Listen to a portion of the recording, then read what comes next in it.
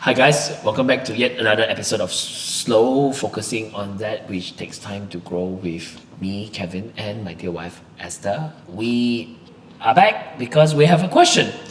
Yeah, the other day someone asked us this question about the running story that you shared. So It was too swift. yeah, it feels like Pun intended. yeah, it sounded so easy that you started running and one day, ta-da, you ran a marathon. Yay! Right? Maybe it was that easy. I'm a born runner. So was it that easy? Or was it hard? I think that's what people want to know. I think for someone like me who started at 300 meter and almost black out, running 42 kilometer is hard. And someone who never ran Never. before, right? Only in high school, those 100 100 meter race and running. And how long from when you started running to the point where you sign up for your first marathon and finished it? Wow, I can't really remember. Maybe 2 years. Okay. So there was a group of us, and all of us were running together in those days. So I started running because the church organized a 7 kilometer run. Those days the goal was very easy. Don't come home last. So you It'll don't like be to an- lose too? I don't need to win. I just you don't don't want to be be the like last. last. Like, come on guys, let welcome the pastor back, and he finally made it. Like, no, that's not me. That's no. Okay. Or a grandma running faster than you? Dude, don't say that. That's rude. So anyway, I trained for it. I think those days I managed like 6+ minute per kilometer. So when 6+ minute is kind of good, isn't it? if you're a newbie, you are, but no, not really. 5+ would be good. Okay. 4+ would be woohoo, Chan Chicken level. So 5+. 5+, I'm happy. If I can run continuously, 5+ without injury. So it's hard because you just have to keep running. In the beginning, you just run, and you don't realize that there are interval training and all the different training that you need to actually have before you run a longer run. Yeah. You think that it's just about stamina and run, but it's not quite like that. There's a science to it.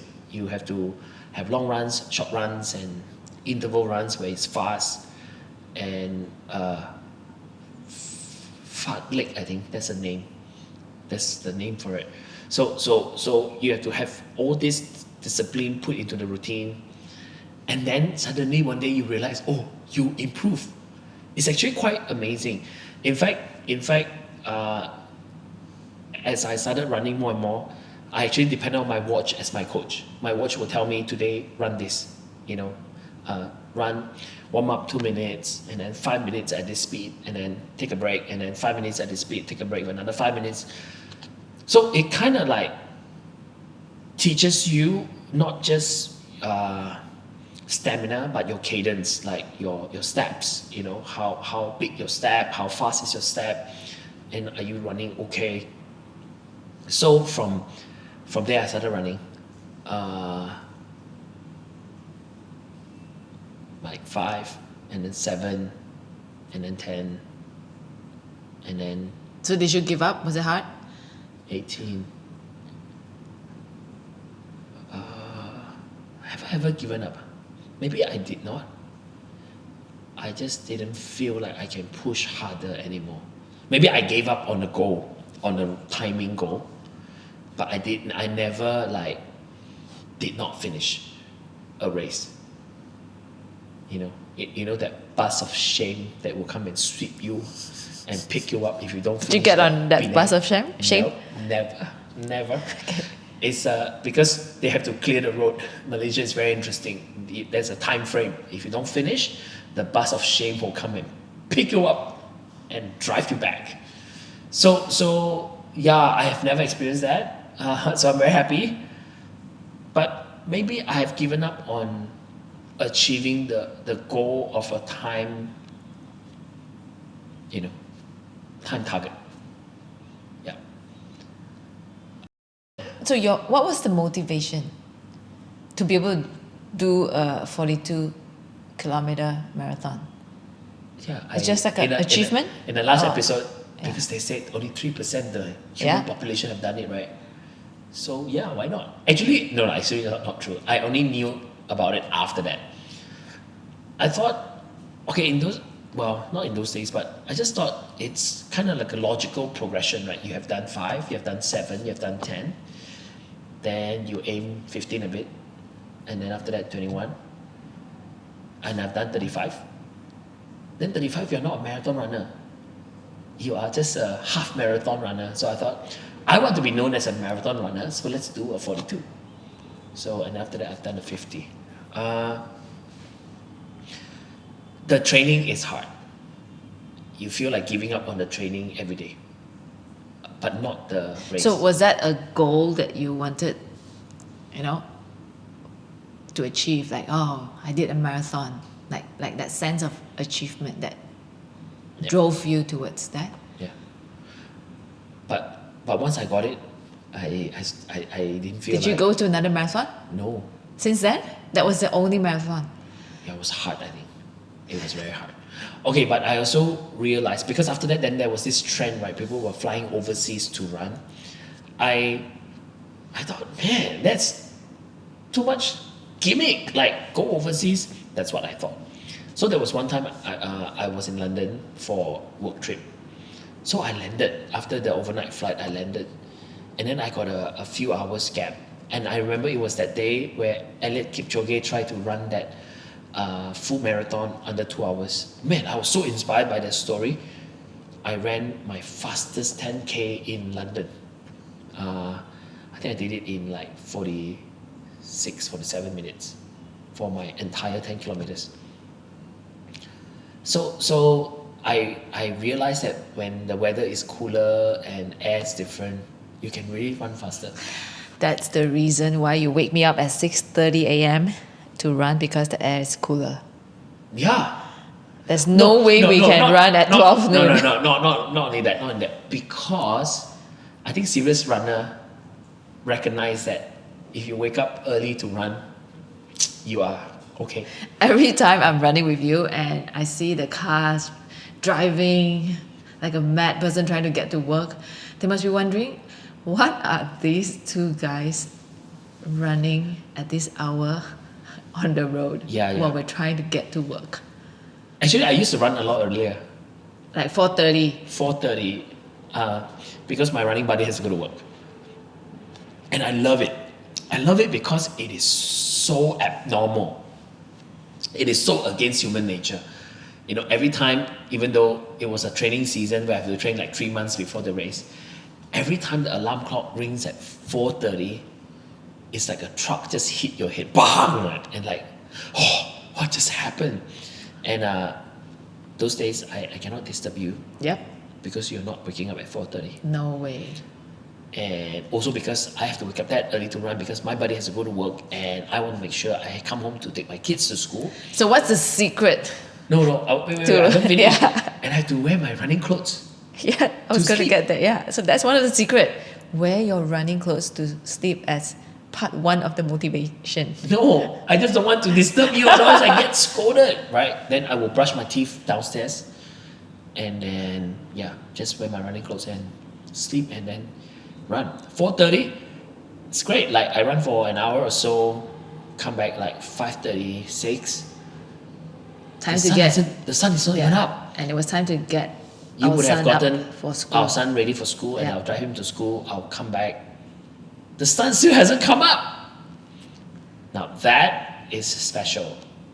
So I those days I read all this quote: while the weak sleep, the strong wakes up and run.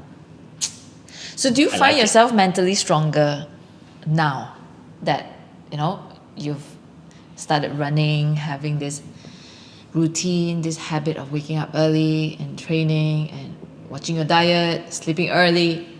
Do you find yourself mentally stronger? I don't know. But I think when you don't have to think about it as hard as before, I guess that's how stronger feels. It used to be like a whole event going for a run in the morning. Like you have to do this, you have to do that, you have to pack, get ready. I still remember our first 7 kilometer run. We have to do carbo load the night before and then pack our protein stuff in our pocket and bring our water. I think too much of a fanfare before we even run. These days, it's just, okay, it's time, let's go and run like 7-10 kilometers and come back. Maybe I think that's how stronger is, or how stronger feels. There's no carbo load the night before. There's no breakfast before run. You don't need to pack anything. I don't even bring a water bottle for up to 21K. No music, no headphone. Last time, have to get this. Yeah, no headphone. Music stuff. No, nothing. Just put on your shoes, go out and run. That's it. And I'm not so rushed anymore. Like, I can do slower pace. Certain days just do slower. Certain days do faster. Slower, faster. Yeah, so I vary. I guess stronger. I don't know. And not giving up? And not giving up. Yeah. A lot go through your mind when you run. And a lot of these thoughts come after you run, and then you come home, and then we shoot a podcast and we talk about it. I'm not a fast runner. From the day we started running until now, I was never the fastest. But I guess that's I'm what still there. slow living it's all about, isn't it? Like working on things that takes time to grow. Yeah. Yep. So now like the whole dream, the whole goal is to keep on running without injury. I think that season when I got injured quite badly, it took a lot of wind out of the sail. I just don't feel like running anymore. It's always hurting. But now it's way better. So I want to keep that part of my life intact. Yeah. So what are your encouragement to those who thinking of maybe I could try running? What's the first thing that they can start doing? First thing is to put on your running shoes and just go and run around first. Oh, get a running shoe. Some don't even have running Yeah, shoes. get a pair of running shoes and just go out and give running a go. Some people need all the gadgets to motivate them. Some people don't. Just go out and give it a go. Our friend that ran with us last week, the first time, and he had to do the hill, and it shocked him, and he said he reflected on his life. He came again 3 days later to join our run, and I was really impressed with him because we did 2 loops, right? Yeah. In my mind, I was thinking, oh, maybe he's just gonna do 1 loop and then he'll just sit there and wait for us. He actually finished 2 loops, and that says a lot about his character of persevering and not giving up. I was so impressed. I didn't get to tell you about it, but yeah, I think sometimes trying something new and not giving up, it does something to you. Yeah. Right, and especially something like running, when it looks like a very simple thing, yet it's not simple, but it takes a lot of perseverance. Yeah. It really pushes you to be somebody, Yeah. right? I totally agree. And to really discover what you are made of. So I could tell, our friend, really he doesn't give up. And if he continues in this path, he could change his entire life, right? Oh, yes. For the next decade. Yeah. For someone who doesn't run. Yeah. So he's coming back again. Next week, he's joining Next us, week, right? And we're gonna go up the hill again. So we'll see. Yeah. So yeah, So hope this topic that we talk about today could encourage you to really take the first step to building something that's long term in your life. yes, Right. That's right, that's right, And it really starts with changing our physical energy first, because when you are healthy physically, you really can do a lot more things. The mental strength becomes stronger, your emotional health becomes healthier, yeah, and it does a lot of good. yeah. So don't aim too far. Go out and give running a go. You kind of like find that you're not gonna enjoy it. So don't use enjoyment as the key thing Yeah, to and you might not like it. assess. Yes, but just set yourself a goal.